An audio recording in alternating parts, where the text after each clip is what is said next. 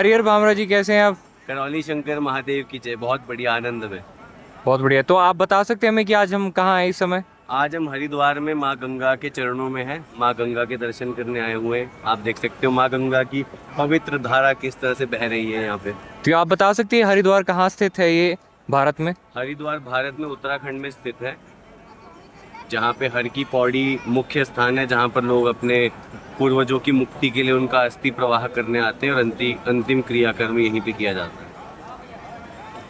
भामरा जी, एक सवाल है आपसे जो मन में उछल रहा है कि केवल माँ गंगा के चरणों में आके उनके सानिध्य को पाके स्नान कर लेने से, बाहरी शरीर की शुद्धि कर लेने से ही क्या हमारे पाप से हम मुक्त हो सकते हैं, या अंतर्मुख की गहराइयों से, और किस भाव से हम माँ गंगा के चरणों में जुड़ें तो ही हमारा सर्वस्व कल्याण? ये बहुत बड़ी भ्रांति है लोगों को कि माँ गंगा में डुबकी लगाई और हमारे सारे कर्म भोग नष्ट हो गए। अगर सारे कर्म भोग नष्ट हो गए तो आपके सभी शरीर के कष्ट और दुख भी चले जाने चाहिए। क्या वो चले गए? तो असल में माँ गंगा जो है ये एक प्रतीक है, जो हमारे भीतर एक प्रयाग है, जिसको कहते हैं ईड़ा पिंगला सुषमना, है ना। इसी को कहते हैं हम गंगा जमुना सरस्वती। तो जो बीच की जो धारा है इसको गंगा कहा गया है। तो जो व्यक्ति अपने भीतर प्रवेश पाके उस ईश्वर के साथ जुड़ता है, वो उस गंगा की धारा में असली स्नान करता है। कहते हैं इस देही विच नाम निधान है पाइए गुण खेत पर। इस देह के अंदर वो नाम है, वो असली है, जिसके अंदर आप डुबकी लगाकर पवित्र हो जाते हो, जिसमें काम क्रोध लोभ मोह अहंकार ये सारे विकार नष्ट हो जाते हैं। इसीलिए गुरु नानक साहब ने कहा कि मूत पलीती कपड़ होए दे साबण लिए ओ तो है, कि अगर कपड़ा गंदा मैला हो जाए तो इसको आप बाहरी पानी से साफ कर सकते हो, धो सकते हो। पर कहते हैं पर ये मत पापा के संग, कि जो मन की जो मैल अगर भर गया मन मैल से, तो कहते हैं ओ तो पे नावे के रंग, की परमात्मा के नाम से ही धुल सकता है, उसका साधन केवल वही है। तो माँ गंगा जो है उसमें स्नान करके आपका शरीर पवित्र हो सकता है, आपका बाहरी आवरण पवित्र हो सकता है, पर भीतर की जो मैल है, क्योंकि गुरुदेव भी कहते हैं कि अमावस्या पे गंगा में डुबकी लगाने से, 3 बार ओम नमः शिवाय बोलने से आपके जो आवरण में बाहरी नकारात्मकता चिपकी हुई है वो सारी गंगा वहाँ प्रवाहित हो जाती है। पर जो भीतर की है, जो पित्र है, जो आपके भीतर बैठे हुए हैं, आपकी जो अपनी स्मृतियाँ जो आपके भीतर है, वो नहीं निकलने वाली। वो पूर्ण गुरु की कृपा से ही निकलेगी, उसका और कोई साधन नहीं है। दरबार में हो रही पूर्वज मुक्ति और माँ गंगा स्थान के यहाँ हरिद्वार में हो रही पूर्वज मुक्ति में क्या फर्क है? पूर्वज मुक्ति पहली बात तो माँ गंगा में हो ही नहीं रही। अब क्यों नहीं हो रही? क्योंकि माँ गंगा में पूर्वज मुक्ति का विधान ये है कि जिसने हरि का नाम सुना हो और हर ने सुनाया हो तो मुक्ति उसी को मिलती है, और हरि का नाम सुना किसी ने है नहीं। और दूसरी बात ये कि मुक्ति मिलेगी कैसे? जीवन भर आडंबर किए, पाखंड किए, दुनिया को ठगा, ईश्वर को ठगने का प्रयास किया, स्वयं को ठगा, पाप किए, कुकर्म किए, चोरी ठगी निंदा चुगली सब कुछ किया, तो मरने के बाद मुक्ति कैसे मिल सकती है? कर्म बंधन से आप कैसे छूट सकते हो? माँ गंगा पाप नाशिनी है, कर्म बंधन से छुड़ाने वाली नहीं है। पाप कर्म जो अनजाने में किए गए केवल वही नष्ट होते हैं माँ गंगा में स्नान करने से। तो जीवन भर जो कुकर्म आपने किए वो गंगा जी में अस्थियां अंतिम में प्रवाहित करने से उससे मोक्ष नहीं मिल जाएगा। हाँ, ऐसी मान्यता जरूर थी कि आपको प्रेत योनि से मुक्ति मिल जाती थी और आप अगला जन्म प्राप्त करते हो जब माँ गंगा में अस्थि विसर्जन किया जाता है। पर गीता अध्याय 9 श्लोक 25 के अनुसार सभी लोग आज की डेट में प्रेत पूजा कर रहे हैं। उस नियम के तहत उनको अगला जन्म प्राप्त ही नहीं होता, वो लोग प्रेत योनि में ही रहते हैं। और जो दरबार में मुक्ति होती है, दरबार में आपके पितरों की मुक्ति इस तरह से होती है कि उनको प्रेत योनि से मुक्ति मिलती है, उनका सूक्ष्म शरीर छूट जाता है और वो अगला जन्म प्राप्त कर पाते हैं। अपने कर्मानुसार वो अगली योनि में जा पाते हैं। अब इसका प्रमाण एक ही है कि आप गंगा मैया में अस्थियाँ प्रवाहित करते हैं, सारे कर्म कांड करते हैं, उसके बाद आप आंख बंद करके अपने पित्र को अगर देख पा रहे हो, उसका चेहरा इमेजिन कर पा रहे हो, तो उसका मतलब उसकी मुक्ति नहीं हुई है।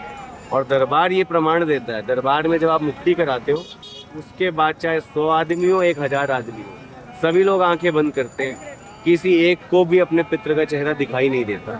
क्योंकि जो आंखें बंद करके हम देख क्या रहे हैं, हम सूक्ष्म में तो देख रहे हैं, सूक्ष्म जगत को ही तो देख रहे हैं। तो जो सूक्ष्म जगत में बना हुआ है आंखें बंद करके दिखेगा, और आंखें बंद करके नहीं दिख रहा है तो मतलब वो सूक्ष्म में है ही नहीं, उसका सूक्ष्म से छूट चुका है। यही तो प्रमाण है। ऐसा क्या कारण है कि दरबार से जुड़ने के बाद भी, पूर्ण गुरु की शरण में आने के बाद भी भक्त लोग, शिष्यगण अपने पूर्वजों की मुक्ति तो करा लेते हैं, लेकिन उनकी स्मृतियों से, भाव से, उनसे बाद में भी जुड़े रहते हैं और कष्टों का आमंत्रण देते रहते हैं? इसका क्या कारण है और इसका निवारण क्या हो सकता है? देखो, ऐसा होता है कि हमारे कष्टों का कारण असल में हमारा खुद का मोह है और कुछ भी नहीं है। और जो लोग पूर्ण गुरु की शरण में तो आ जाते हैं, पर वो पूरा नियम पालन नहीं करते। देखो, स्मृतियां आपने कही, स्मृतियों से तो दरबार आपके पूर्वजों की आपको छुड़ा ही देता है, तभी तो आप उनसे छूट के कष्ट रहित हो पाते हो। अब रही बात भाव से जुड़ने की, उसका कारण है मोह। आपके पितरों का तो मोह दरबार भंग कर देता है। जब आप 8-9 हवन प्रक्रिया करते हो तो हवन के द्वारा आपके पितरों का मोह भंग हो जाता है, वो चले जाते हैं, मुक्त हो जाते हैं। इसी तरह से वनडे में भी होता है। पर हमारा जो खुद का मोह है वो इसलिए क्योंकि हमारा संबंध हमारे पितरों से पिछले जन्मों का है, आज का नहीं है। हमारे आसपास यहाँ तक कि पेड़ पौधे भी होते हैं जो वो भी हमारे पिछले जन्मों से कर्म संबंध रखते हैं। तो जिनसे इतने गहरे संबंध हैं वो उनके चले जाने के बाद भी नहीं छूटने वाले, क्योंकि कहीं और उसने जन्म भले ही लिया हो, कहीं ना कहीं इस जिंदगी में आके हमें जरूर टकरेगा, वो मिलेगा कहीं ना कहीं। तो जब तक वो कर्म बंधन नहीं खत्म होगा तब तक वो मोह खत्म नहीं होगा।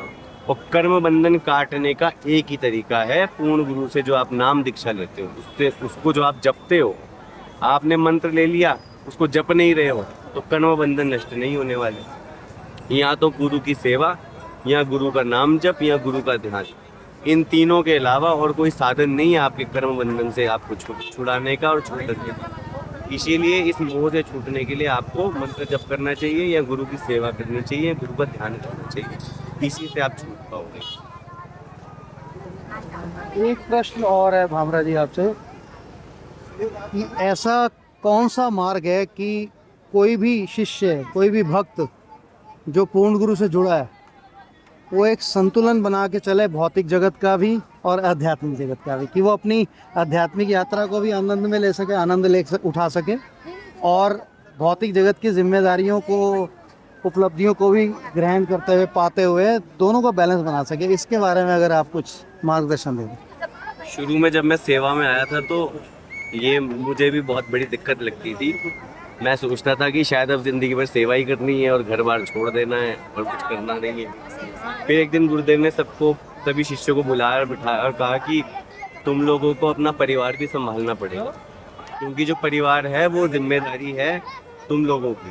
तुम्हें तुम्हारे माता पिता ने जन्म ना दिया होता तो तुम्हें गुरु ना मिलता आज। इसीलिए वाणी में कहा है कि ना सुख विच गृहस्थ दे, ना सुख छट गया, सुख है विच विचार दे, संता शरण पे। कि घर छोड़ के सुख नहीं मिलता और घर में रह के भी सुख नहीं मिलता। सुख मिलेगा विचार करने में। जो गुरु ने तुमको ज्ञान दिया उस ज्ञान पे विचार करो, उसका मंथन करो और उसको प्रैक्टिकली अपनी लाइफ में उसको डालने का प्रयास करोगे तो तुम्हें सुख की प्राप्ति होगी। और रही बात बैलेंस, तो गुरुदेव भी बोलते हैं बैलेंस, क्योंकि बैलेंस ही आवश्यक है। तो उसका बैलेंस हमें स्वयं बनाना पड़ेगा और ये एक दिन का काम नहीं है, ये प्रैक्टिस से आएगा। धीरे धीरे रे मना धीरज से सब होगा। तो आपको धीरे धीरे इसकी प्रैक्टिस करनी पड़ेगी। रोज़ अपनी आप इस तरह से कर सकते हो कि दिन भर मैं दुनिया का काम काज कर रहा हूँ और वो काम काज करते हुए ध्यान वहाँ रहे। कहते हैं ना, पृथ्वी पर देह ही रहे परमेश्वर में ध्यान, कि देह यहाँ रहे पर ध्यान वहाँ रहना चाहिए हर वक्त। जैसे गुरुदेव एक वाक्यान सुनाया करते थे कि गुरुदेव की जो दादी थी वो अपना दुकान पे अपनी दुकान चलाया करती थी और अपनी दुकान चलाते चलाते हर वक्त वो माला में, ध्यान में अपनी माला जपती रहती थी। कोई व्यक्ति सामान खरीदता था, वो पैसे रख जाता था, वो देखती भी नहीं थी, गिनती भी नहीं थी। वो आता था, पैसे रख जाता था, सामान ले जाता था। उनकी आंखों के सामने सब कुछ हो रहा है, वो दृष्टा बनी सब देख रही हैं और अपनी माला जाप करके ईश्वर के ध्यान में अपने नाम को जप रही हैं। तो इसी तरह से बैलेंस होना चाहिए। आप कोई काम कर रहे हो अपना, पर ध्यान उधर हो, मतलब आपका लक्ष्य वही होना चाहिए। काम कुछ भी कर रहे हो तो वही आपकी सेवा बन जाती है। आप ये मान के चलो कि ईश्वर ने मुझे कोई भी काम दिया है, कोई नौकरी दी है, बिजनेस दिया है, कुछ भी मैं कर रहा हूँ, ये परिवार को पालना ईश्वर की दी हुई सेवा है, गुरु की दी हुई सेवा है। ये मान के करोगे तो उसी से आपके भोग कटना शुरू हो जाएंगे और अध्यात्म में आप और आगे बढ़ना शुरू हो जाओगे। सेवा का क्षेत्र बहुत बड़ा है, सेवा आप अपने घर के आसपास भी कर सकते हो। तो यही बैलेंस कि आप कोई भी कार्य कर रहे हो ईश्वर को समर्पित होकर करोगे तो अपने आप बैलेंस बनना लगेगा।